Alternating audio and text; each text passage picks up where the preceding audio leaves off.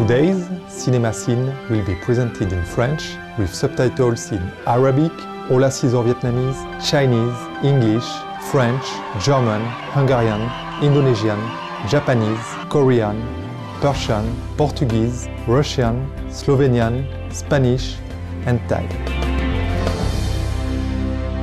Bonjour et bienvenue dans Scène de cinéma.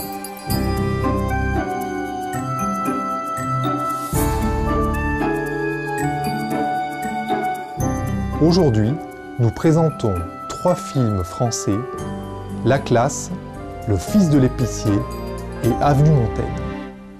Notre premier film, La Classe, a été mis en scène et coécrit par le renommé metteur en scène français Laurent Canté. Il est basé sur le roman semi-autobiographique du même nom par François Bégodeau, qui est aussi dans le film le professeur François Marin. Les gens peuvent me supporter. En outre, tous les élèves de la classe sont joués par des enfants de centre-ville plutôt que par des acteurs et des actrices, ce qui donne au film une authenticité unique. Je vous demande pas de raconter votre vie. Le film commence par une rencontre de l'enseignant pour la nouvelle année de l'école dans un quartier multiethnique défavorisé à Paris. L'équipe va faire face aux nombreux défis qui ne manqueront pas de venir. Comme le montre le chahut de la classe de français de François Marin, d'enfants de 14 à 15 ans. François essaie de maintenir l'ordre dans sa classe. Cependant, les étudiants aiment utiliser leur esprit pour contester l'autorité de leur professeur de toutes les manières possibles. En dépit de leur indiscipline, François est très patient. Il répond à leurs perturbations avec fermeté et un bon sens de l'humour. Pendant ce temps, dans le bureau des professeurs, nous apprenons que le caractère difficile des élèves a des effets différents sur chaque enseignant. Certains sont très découragés et se battent. D'autres croient dans la punition plutôt que dans la sympathie. Monsieur Marin, cependant, reste ferme avec son approche plus douce. Afin de gagner une meilleure compréhension des adolescents, il leur demande d'écrire des autoportraits de leurs aspirations et de leurs loisirs. Parmi ces élèves se trouve Esmeralda, jouée par Esmeralda Quertani. Une fille qui était attentive en classe, mais qui est devenue résistante et maussade. Il y a aussi un brillant garçon chinois nommé Wei, joué par Wei Huang, qui a des difficultés de langage. Suleiman, joué par Franck Raïta, est un étudiant du Mali dont les progrès académiques sont entravés par son tempérament et sa désobéissance. Le dévouement et la bonne volonté de Monsieur Marin suffiront-ils pour gagner la confiance et le respect des élèves? Peut-il remplir ses devoirs en tant que professeur avec des compétences et une détermination sans bornes? Plein de vitalité, La Classe raconte une convaincante histoire d'espoir et de résilience dans l'adversité. En plus d'avoir été nominé pour l'Oscar 2009 du meilleur film de l'année en langue étrangère, le film a également gagné la Palme d'Or du Festival de Cannes 2008 et le César de la meilleure adaptation de scénario.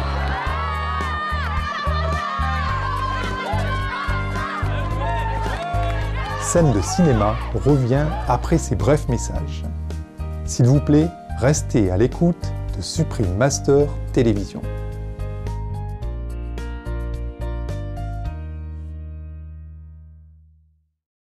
De retour dans Scène de cinéma, où nous explorons ces films français.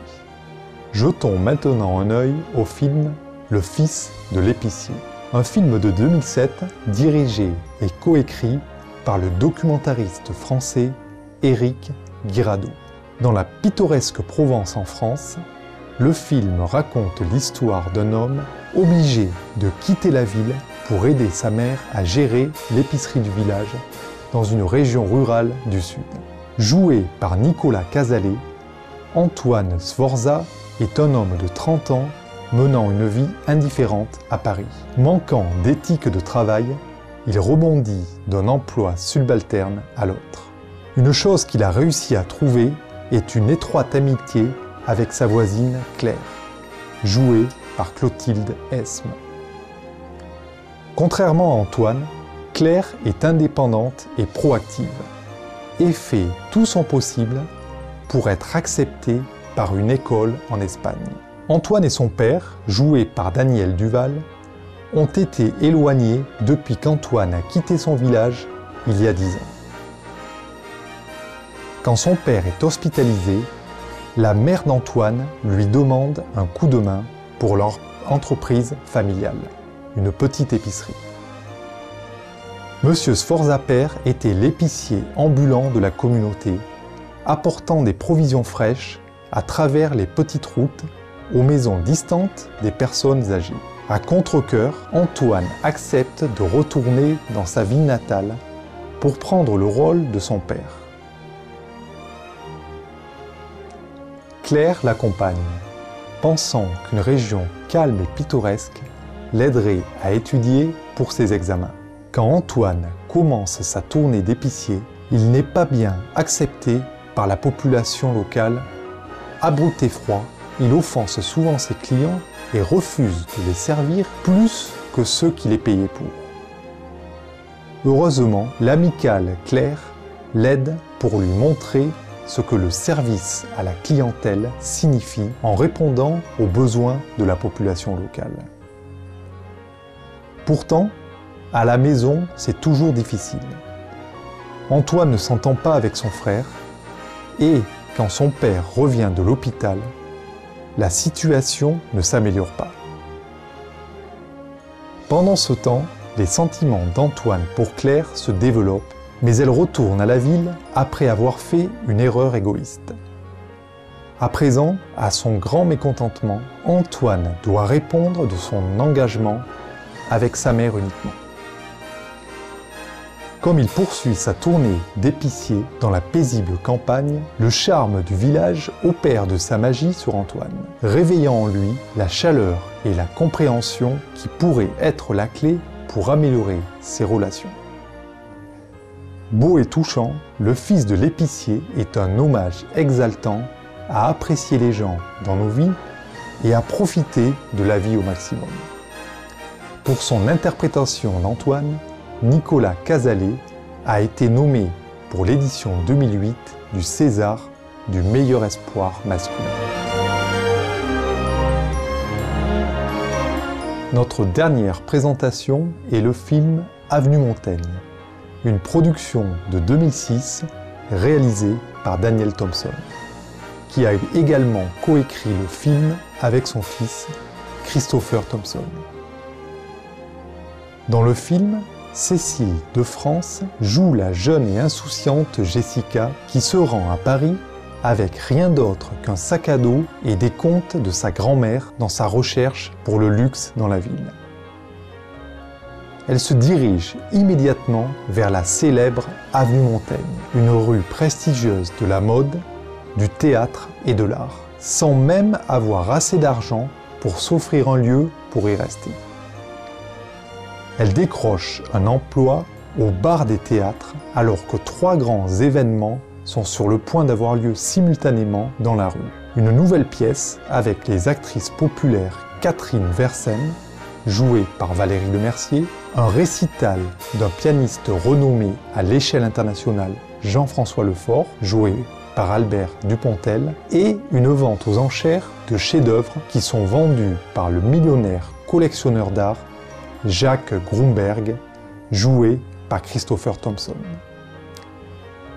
Grâce à sa curiosité et à ses explorations, Jessica rencontre chacun de ces individus privilégiés.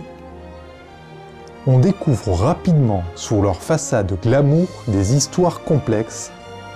Catherine est désespérée de donner la représentation de sa vie, espérant obtenir un rôle de rêve dans un film à venir sur Simone de Beauvoir. Cependant, son interprétation modernisée est complètement en désaccord avec la vision du metteur en scène. Dans le même temps, malgré son remarquable talent, Jean-François Lefort aspire à échapper au niveau d'attente élevé de concerts de grande classe, souhaitant aller à la campagne et jouer plutôt seulement pour la joie de la musique. Pendant ce temps, Jacques Grumberg, qui prend de l'âge, complique sa vie en s'impliquant dans une nouvelle relation et une vente de la précieuse collection d'art qu'il avait minutieusement mis en place avec sa défunte épouse bien-aimée. Au milieu de tout ce drame, l'innocente Jessica aux yeux écarquillés est juste une fille d'une petite ville qui souhaite expérimenter les riches merveilles de l'avenue Montaigne. Divertissant et grandement attrayant, Avenue Montaigne est un film d'amour, d'aventure et de réconciliation. Grâce aux personnages au caractère bien développé, le film nous rappelle que les meilleures choses dans la vie ne viennent pas des richesses et du luxe, mais de la découverte du bonheur intérieur. La classe, Le fils de l'épicier et Avenue Montaigne sont d'excellents films français pour tout public qui célèbrent les joyaux de la vie. Vivants téléspectateurs, ce fut un plaisir de vous avoir avec nous pour Scène de cinéma aujourd'hui. Ensuite, végétarisme, le mode de vie noble, vient ensuite après Nouvelles d'exception, ici sur Supreme Master Télévision. Que vos rêves ambitieux et vos nobles souhaits soient emplis de la grâce du paradis. Vibrant viewers, it was a pleasure having you with us for today's Cinema Scene.